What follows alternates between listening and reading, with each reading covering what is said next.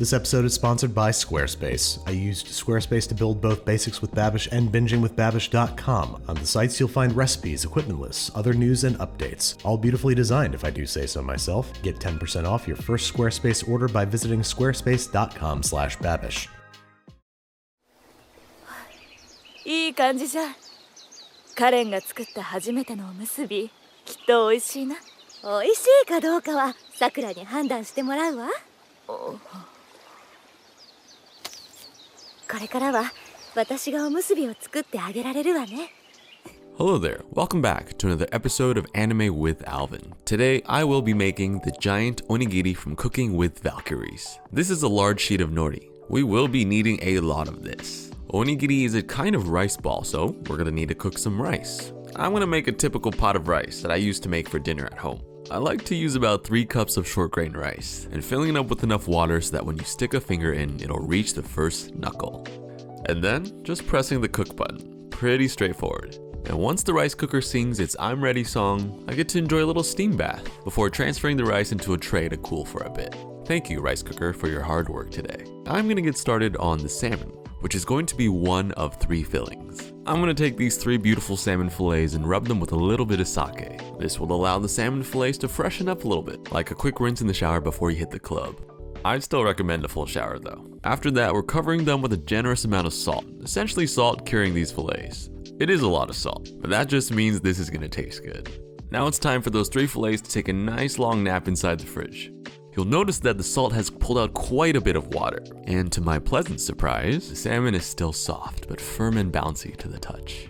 After putting the fillets on a foil-lined tray, I'm throwing them in the oven at 450 degrees for about 15 minutes. The salmon fillets emerge beautifully from the oven, and now I'm going to take the meat off the skin. Once separation has been complete, it is important to not waste the fish skin. You can microwave these or bake these for a quick little snack. As for the salmon meat, I'm simply just mixing it up with the fork until the chunks are nice and small, but not mashed up. Filling number 1 is ready to go. I now return from frame right with a large bowl of drained canned tuna.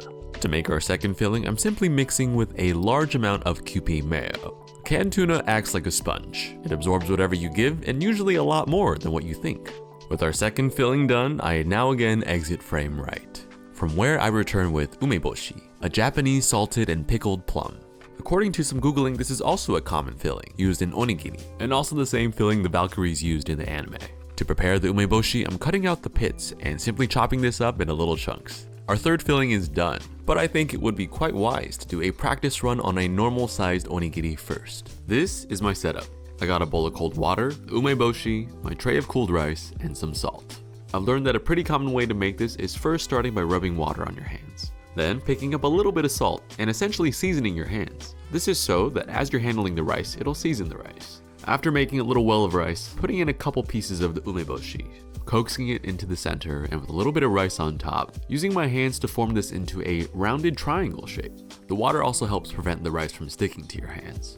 I've managed to get it in a pretty okay shape, so the final touches are place a little strip of nori around the bottom and a little bit of the umeboshi on top, just so people know what flavor it is. I think I made mine a little too fat though, so I'm gonna try again. Salted water on the hands, grabbing some rice, umeboshi in the middle, and nori around the bottom.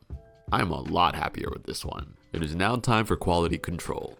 Salty, sour, pretty good.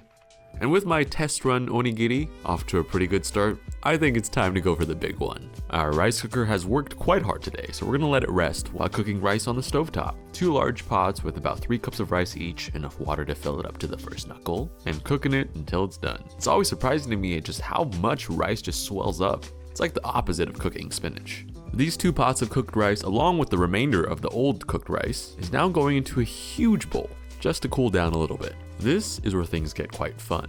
I have here 2 bowls lined with saran wrap, in which I'm going to evenly separate the rice into.